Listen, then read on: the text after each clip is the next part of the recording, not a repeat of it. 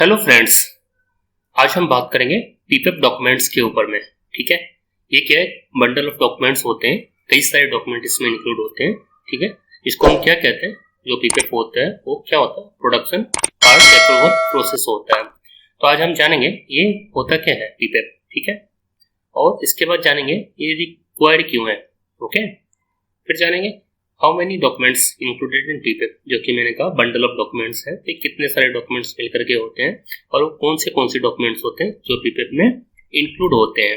ठीक है, उसके बाद हम जानेंगे जो इसके कितने लेवल्स होते हैं, कितने लेवल का पीपीएफ होता है, लेवल 1 क्या होता है, लेवल 2 क्या होता है, 3 क्या होता है, 4 क्या होता है, हर लेवल के बारे में हम 1 बाय 1 जानेंगे। ठीक है दोस्तों, उसके बाद जानेंगे ये जो पीपीएफ है ये सबमिट कब करना चाहिए अपने को। तो 1 बाय 1 हम सभी के ऊपर एक बाय एक चर्चा करेंगे। पहले हम पीपीएफ को जान लेते हैं, किसको बोलते हैं। ठीक है, उसके बाद जानेंगे रिक्वायर्ड क्यों होता है, उसके बाद जानेंगे डॉक्यूमेंट्स क्या क्या इसमें इंक्लूड होता है, फिर इसके लेवल्स क्या होते हैं और ये सबमिट कब किया जाता है, कब बनाया जाता है और कब ये कस्टमर को ये दिया जाता है। 1 बाय 1 हम सभी के ऊपर चर्चा करेंगे। ठीक है, चलिए आगे बढ़ते हैं। हम जानते हैं ये पीपीएफ क्या होता है। सबसे पहले तो ये एक स्टैंडर्ड है जो फॉर्मली यूज किया जाता है, किस लिए, रिस्क को रिड्यूस करने के लिए। किसका रिस्क, वो प्रोडक्ट का रिस्क हो सकता है, सर्विस का रिस्क हो सकता है। ठीक है, team oriented manner using well established tools and techniques, जिसके अंदर particular tools and techniques stabilise है, उसको यूज करते हुए हम रिस्क को रिड्यूस कर सकते हैं, उसका एक टेक्निक है। और क्या, ये कब हुआ डेवलप, इनिशियली डेवलप कब किया गया, एआईजी। इसको इनिशियली कब डेवलप किया, सबसे पहले इसको लाया किसने मार्केट में, एआईजी ने लाया। एआईजी क्या होता है, ये क्या है, ऑटो इंडस्ट्री एक्शन ग्रुप। ये 1993 में डिसाइड किया कुछ इनपुट्स के साथ, जो इनको हमें ये डॉक्यूमेंट्स लाना है। ये इनपुट कौन इन्हें प्रोवाइड करता है, जो बिग 3 है।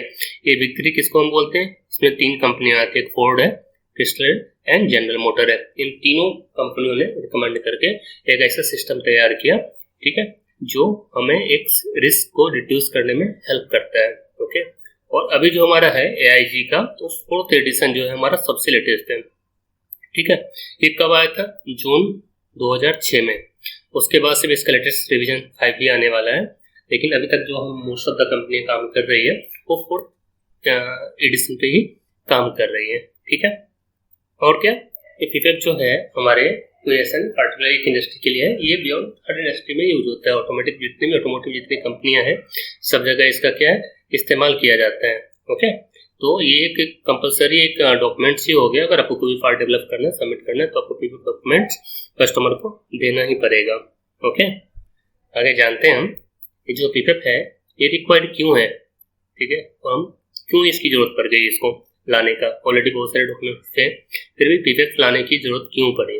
ठीक है, तो ये हमें क्या करता है, सबसे पहले provide evidence that all customer engineering design record and specification requirements are properly understood by the organisation.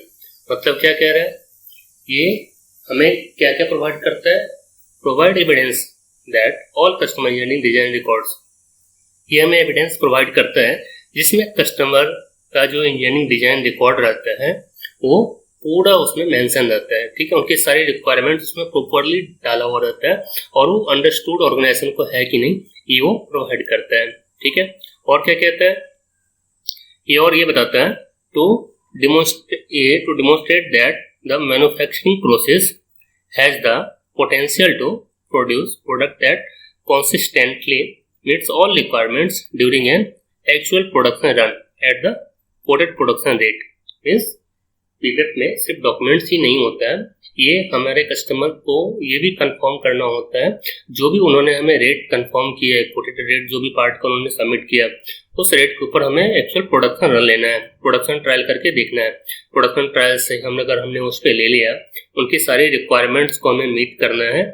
ठीक है, और हमें वो पार्ट को सबमिट करना है, या फिर जो भी ऑडिट करने के लिए आएंगे तो उनके सामने हमें प्रोडक्शन ट्रायल रन करवा के दिखाना है। मीन्स जो भी उन्होंने डिजाइन हमें सबमिट किया कस्टमर ने हमें बनाने के लिए, उसके अकॉर्डिंग हमें डिमोन्स्ट्रेट करना पड़ेगा, उनके सामने बना करके असेंबल करके दिखाना पड़ेगा ठीक है, विदाउट एनी एक्स्ट्रा एक्टिविटी के साथ जो भी उनका रिक्वायरमेंट्स है वो फुलफिल करना पड़ेगा, हमें प्रोडक्शन रन लेना पड़ेगा और वो देखते हैं, उससे कंफर्म होते हैं हाँ जो मैंने सप्लायर को बोला ये कैपेबल है और ये हमें दे सकता है पार्ट को। ठीक है, तो इसकी अगर हमें ये इफेक्ट नहीं होता तो क्या होता, अभी हमने कस्टमर ने दे दिया, ड्राइंग दे दिया, भाई आपको एक पार्ट बनानी है, सप्लायर ने बोला ठीक है हम बना देंगे, उसने बोला 100 रुपये में बनानी है। ठीक है, अगर हमने बोला ठीक है, हमने भी एक्सेप्ट किया, चलो हम 100 रुपये में पार्ट आपको बना करके दे देंगे। पार्ट हमने बनाना शुरू किया, 1-2 लॉट हमने बनाया, ओके गया। तीसरी लॉट हमने कहा सर हम 100 रुपये में नहीं बना सकते, हमें तो 150 रुपये लगेंगे भाई। ठीक है, और हम आपको देंगे तो 150 में ही देंगे, नहीं तो हम नहीं दे सकते। अब कस्टमर क्या बेचारा, वो तो फंस जाएगा, वो तो बोलेगा भाई अपनी 100 पे एग्री किया तो भाई 150 क्यों बोल रहे हैं। तो एक गैप जो हो जाएगा, कहाँ से गैप जनरेट होगा, अगर हमने उसका पीटीआर करके देखा ही नहीं, प्रोडक्शन ट्रायल रन देखा नहीं, उसके रिक्वायरमेंट्स के ऊपर हमने सिस्टमेटिक काम नहीं किया, सारे सिस्टम को देखा नहीं और हमने डायरेक्ट हाँ बोल दिया बिना बस ऐसे ही ओवरऑल थिंक करके जो हम कर पाएंगे और हम कर नहीं पाए, चाहे वो कुछ भी हो सकता है, कोई क्रिटिकल प्रोसेस हो सकता होगा जिसको हमने अंडरस्टैंड नहीं किया। जब हम बनाने लगे तो हमें पता चला भाई यहाँ पे तो हमें बहुत टाइम लग रहा है, यहाँ पे तो हम बना ही नहीं सकते, एक प्रोसेस ऐसा क्रिटिकल है जहाँ पे हमें बहुत टाइम लग रहा है और ये पे काफ़ी स्किल बंदे चाहिए, कोई हेवी मशीनरी चाहिए, तो हमें उस पर एक्स्ट्रा पैसे लग रहे हैं और इसको हमने अगर स्टार्टिंग में कंसिडर नहीं किया तो क्या होगा, ये हम उसको मीट नहीं कर पाएंगे, जो भी 100 हमने बताया है उसको मीट ही नहीं कर पाएंगे। तो क्या करना पड़ेगा, हमें उसको न ही कस्टमर को कॉन्फिडेंस आएगा, न ही सप्लायर उसको कॉन्फिडेंसली बता पाएगा। इसलिए ये बहुत ही जरूरी होता है कस्टमर के लिए भी और सप्लायर के लिए भी, एग्रीमेंट साइन करके देना, जो भी आपकी रिक्वायरमेंट है हम इस हिसाब से मीट करेंगे और आपको इसके अकॉर्डिंग हम आगे कंटिन्यू सप्लाई कर सकते हैं। ये बेनिफिशियल किसके, दोनों के लिए, कस्टमर के लिए बेनिफिशियल है और सप्लायर के लिए भी बेनिफिशियल है, ये भी खुश ये भी खुश। ठीक है, तो इसलिए इसकी जरूरत पड़ी है। अभी क्या बातें सिर्फ अगर हम भरवली करें तो कोई एविडेंस नहीं है, इसलिए इसका सारे डॉक्यूमेंट्स है, सिस्टम है जिसको हमें मेंटेन करना होता है। अभी क्या क्या है वन बाय वन हम आगे देखेंगे कितने सारे डॉक्यूमेंट्स हैं। ओके, अभी हम आगे देखते हैं जो हमारा पीपीएफ है ये कब रिक्वायर होता है। ठीक है, पीपीएफ जो है रिक्वायरमेंट इसकी कब पड़ती है। ओके, तो जब हमारा न्यू पार्ट होगा, इंजीनियरिंग चेंज आएगी, टूलिंग ट्रांसफर होगा, रिप्लेसमेंट होगा, रिफर्निश्ड होगा या एडिशनल टूलिंग में कुछ एक्टिविटी होगा, करेक्शन होगा कुछ। ठीक है, टूलिंग इनएक्टिव हो गया, 1 साल तक कोई टूलिंग नहीं चला। ठीक है, और क्या, change to optional construction of material में कुछ चेंज हो गया। ठीक है, कोई कंस्ट्रक्शन मटेरियल में चेंज हो गया, सप्लायर या मटेरियल सोर्स चेंज हो गया, चेंज इन पार्ट प्रोसेसिंग में कुछ चेंज हो गया। ठीक है, पार्ट प्रोड्यूस जो हम कर रहे हैं, एडिशनल लोकेशन की लोकेशन हमने चेंज कर दिया, ये सब चेंजिंग जब आएगी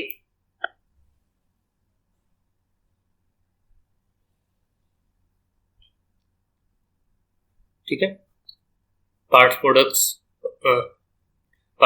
एट न्यू और एडिशनल लोकेशन हो गया, मतलब ये सब चेंजिंग जब आएगी तो आपको पीपीएफ सबमिट करना पड़ेगा। जब भी नया पार्ट होगा तो पीपीएफ आपको देना ही देना है। इंजीनियरिंग चेंज आई अगर बीच में रनिंग पार्ट में तो भी देना है आपको। अगर आपका टूलिंग जो है ट्रांसफर हो गया, रिप्लेसमेंट हुआ या फिर टूलिंग जो है या फिर आपका टूलिंग ट्रांसफर हो गया, रिप्लेसमेंट हुआ या रिफर्निश हो गया, फिर एडिशनल कुछ टूल के ऊपर अपने काम किया तो भी आपको पीपीएफ देना है। ठीक है, और क्या, करेक्शन किया हमने, कुछ भी करेक्शन हमने डिस्क्रिप्शन में करेक्शन किया तो भी आपको करना पड़ेगा। टूल हमने 1 साल तक यूज ही नहीं किया, फिर हमने टूल चलाया तो भी आपको पीपीएफ देना पड़ेगा। और क्या, कोई भी हमने ऑप्शनल कंस्ट्रक्शन मटेरियल में कुछ ऐसा में चेंज किया तो भी देना पड़ेगा। सप्लायर चेंज किया, ठीक है, इन पार्ट ऑफ प्रोसेस में कुछ चेंज किया, ठीक है, कोई अलग लोकेशन पे पार्ट बनाना शुरू किया, ये सब जितने सारे एक्टिविटी हैं इसमें से कुछ भी अगर होता है तो आपको पीपीएफ जो है वो कस्टमर को देना ही पड़ेगा। ठीक है, इस सारी बातों को हमें ध्यान में रखना होता है। ठीक है,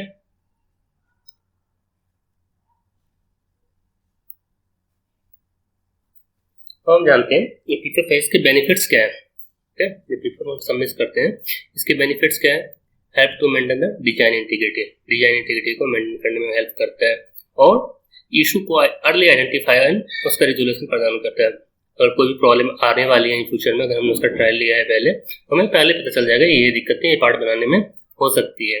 और क्या, reduce warranty charges and prevent cost of poor quality, कुछ वारंटी फेलियर जो फ्यूचर में आने वाले हैं उसको भी ये रिड्यूस करता है और कॉस्ट ऑफ पुअर क्वालिटी को भी प्रिवेंट करता है, आने से कम करता है या तो रोकता है। ठीक है, अब क्या है, और क्या है, assist with managing supplier change, supplier कुछ भी अगर चेंज हो रहा है, एक लीगल डॉक्यूमेंट्स रहता है हमारे साथ उनका, जो वो करने में हमें हेल्प करता है।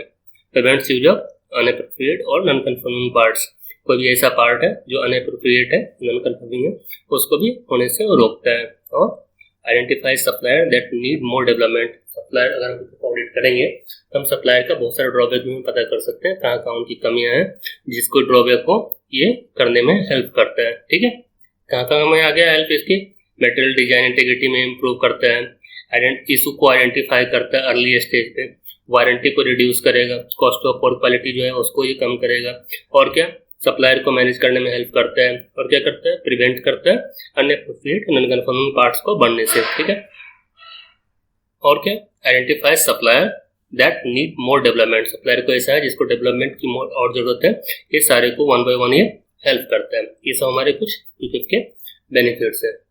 ठीक है,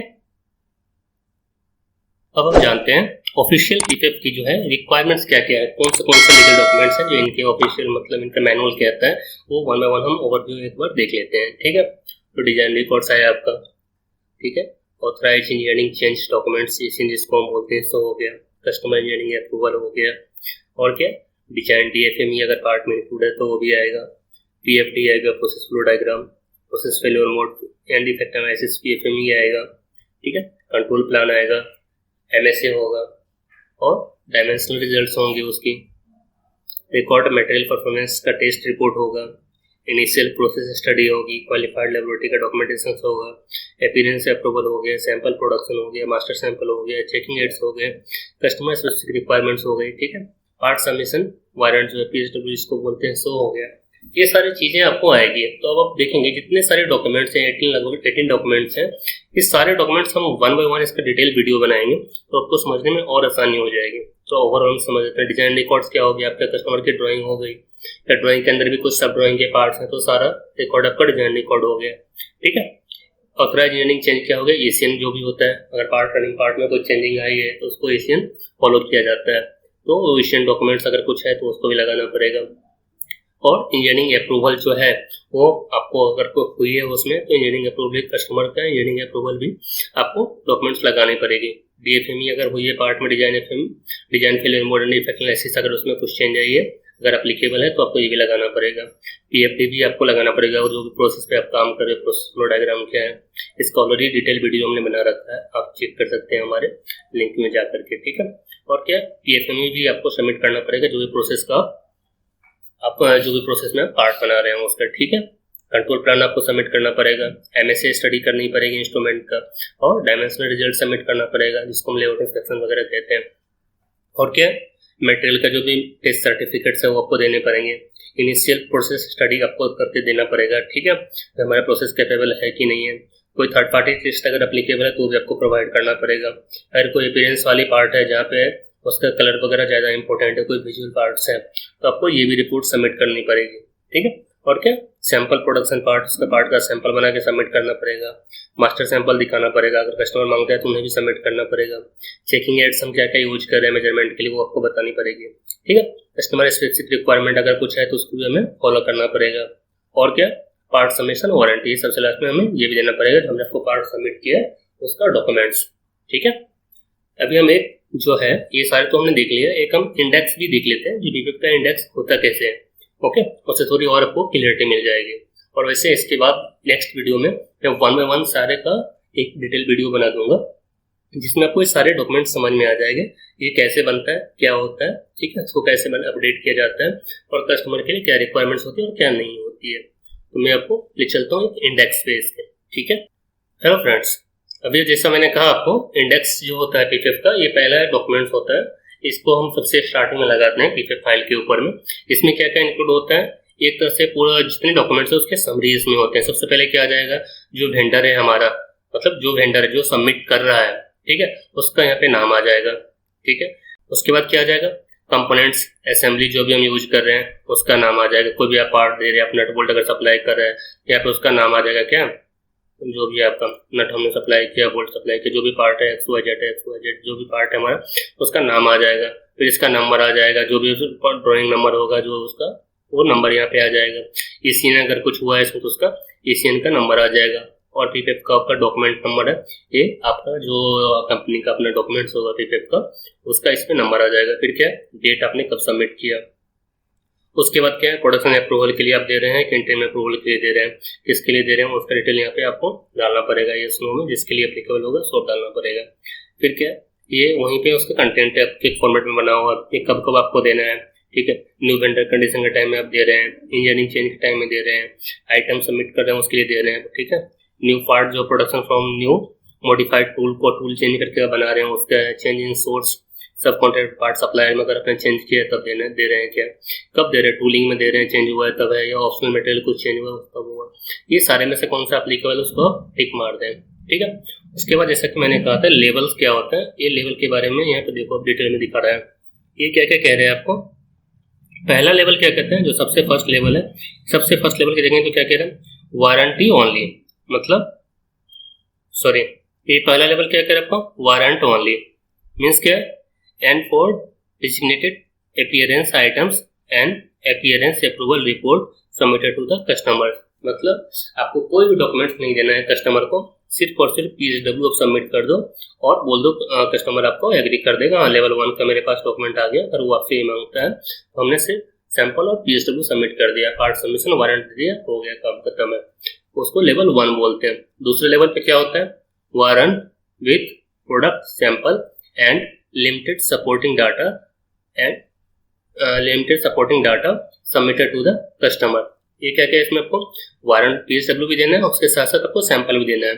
इसमें सिर्फ अपने पीएसडब्ल्यू दे दिया, जहाँ भाई हमने पार्ट बना लिया, ये आपका रिटर्न डॉक्यूमेंट ले लो, आपका पार्ट हमने रेडी करके चालू करने के लायक है, पीएसडब्ल्यू दे दिया, कस्टमर एग्री हो गया। ये लेवल 1 था। लेवल 2 में क्या था, पार्ट के पीएसडब्ल्यू के साथ साथ हमें सैंपल पार्ट भी कस्टमर को सबमिट करना, बना के देना है। ये आपको लेवल 2 का हो गया। लेवल 3 में क्या आ जाता है, warrant with product samples and complete supporting data. इसमें क्या हो जाता है, लिमिटेड सपोर्टिंग डाटा था पहले वाले में, इसमें क्या कंप्लीट है। लिमिटेड मीन्स क्या, 2-4 डॉक्यूमेंट्स अगर उसने मांग लिया तो दे दो, नहीं मांगा तो कोई बात नहीं। इसमें क्या कंप्लीट है, आपका जितने भी उसके डॉक्यूमेंट्स हैं, लीगल डॉक्यूमेंट जो भी इनको 18 डॉक्यूमेंट्स हैं, अगर वो सारे के सारे एप्लीकेबल उनके पार्ट्स के लिए हैं तो आपको सभी के सभी डॉक्यूमेंट उसमें देने पड़ेंगे। और लेवल 4 में क्या आ जाता है आपका, warrant and other requirements as defined by the customer. Warrant तो आपको देना ही, ठीक है, अगर इसके अलावा भी कुछ सीएसआर है, कस्टमर स्पेसिफिक रिक्वायरमेंट है, तो आपको वो भी देना पड़ेगा। लेवल 5 में क्या है, warrant with product sample and complete supporting data reviewed at organisation manufacturing locations, ठीक है। मीन्स वो तो आपको वारंट देना है, सपोर्टिंग डाटा भी देना है, वारंट भी दिया, प्रोडक्ट सैंपल भी दिया, कंप्लीट सपोर्टिंग डाटा भी दिया, प्लस वो बंदा ऑडिट करने भी आपके ऑर्गेनाइजेशन में आएगा, तब बताएगा जो आप इसके लिए एप्लीकेबल हो कि नहीं हो, ठीक है। अब देखते हैं हम इसके लिए ये डॉक्यूमेंट्स क्या बोलता है इसका। अब इसका एक इंडेक्स जैसा कि सारे डॉक्यूमेंट के ऊपर हमने बात किया था, ये वही डॉक्यूमेंट्स के इसमें डिटेल्स हैं। सपोज 16 डॉक्यूमेंट्स, 18 डॉक्यूमेंट्स के यहाँ पे लिस्ट देखो अब बना हुआ है, ठीक है। ये क्या कह रहा है, ये क्या कह रहा है आपका, जैसे कि मेन ड्राइंग हो गया, ठीक है। ये मेन ड्राइंग आपके लिए इसका फॉर्मेट नंबर जो होगा सो फॉर्मेट नंबर यहाँ पे डाल दो। ये रिक्वायर्ड है कि नहीं है, सो यहाँ पे डालना है। रिक्वायर्ड है तो यहाँ पे यस लिखो, और नहीं रिक्वायर्ड है तो रिक्वायर्ड है तो यस हो गया। सपोज अगर नहीं है तो आप नो लिख दो, या फिर इसको हटा दो, इसको नो लिख दो, ठीक है। मेन ड्राइंग तो कंपलसरी सभी के लिए रिक्वायर्ड रहता ही रहता है, बिना ड्राइंग के तो वो काम करना ही नहीं है, ये यस ही रहेगा, मैंडेटरी रहेगा, ठीक है। और ये अवेलेबल है तो इस पर टिक करना है, नॉट अवेलेबल है तो यहाँ पे टिक करना है, ठीक है। और ये डॉक्यूमेंट्स ओके हैं कि एनजीएस, यहाँ पे उसका रिमार्क अपडेट कर देना है। सेम ऐसे ही पहला हो गया। दूसरा क्या, डिजाइन रिकॉर्ड। डिजाइन रिकॉर्ड का फॉर्मेट नंबर आ जाएगा। फिर क्या, ये रिक्वायर है या नहीं है। डिजाइन रिकॉर्ड कस्टमर बोला मुझे चाहिए, क्योंकि उसके एक पार्ट के अंदर भी कई सारे ड्राइंग्स हैं, तो आपको डिजाइन रिकॉर्ड भी सबमिट करना पड़ेगा। तो यहाँ पे आपको यस लिखना पड़ेगा, ठीक है। और यहाँ पे अवेलेबल में टिक करना पड़ेगा, ठीक है। प्रोसेस सीट अगर कुछ पार्ट का है तो उसका भी सेम आगे प्रोसेस रहेगा। आपको डिटेल यस नो में जो भी आपका फिलिको अवेलेबल है कि नोट अवेलेबल, अगर नहीं है अप्लीकेबल नहीं था तो नो में टिक कर दो, ठीक है। फिर क्या है, पार्ट सबमिशन पीएसडब्ल्यू रिपोर्ट हो गया, चाइल्ड पार्ट ड्राइंग हो गया, process sheet DAP roll plan हो गया, ठीक है। पायलट इंस्पेक्शन नोट हो गया, एसओपी, सप्लायर रिपोर्ट, एमटीसी हो गया, checking aids, jig picture, vendor traceability, packing aids and SPC हो गया। ये सारे डॉक्यूमेंट्स में जो जो एप्लीकेबल आपके पास हैं, जो उनके फॉर्मेट नंबर डाल दो यहाँ पे, ये सारे पे आ जाएंगे, फॉर्मेट नंबर आ जाएंगे आपके। इस पे क्या आ जाएगा, रिक्वायर है कि नहीं है सो लिख दो, और इस पे क्या हो जाएंगे, अवेलेबल है तो टिक मारो, नहीं अवेलेबल है तो आगे वाले पे टिक मार दो, ठीक है। और उसके आगे जो जो आपने सबमिट किया उसके आगे ओके है तो ओके लिखो, और उसमें कुछ कंसर्न है तो अगर एनजी है तो एनजी लिखो यहाँ पे, और इसको लेकर के आगे भेजो। और क्या करना है इसमें, जब ये आपने फिल कर दिया इंडेक्स को तो नीचे आप आएंगे, नीचे देखिए इस पे कस्टमर का डिटेल है, और इसको हम थोड़ा छोटा कर लेते हैं। इसमें देखें अब क्या है, जब ऊपर 13 डॉक्यूमेंट 19 डॉक्यूमेंट हमने कर लिया, अभी क्या है अपीयरेंस अप्रूवल रिपोर्ट सेम हो गया।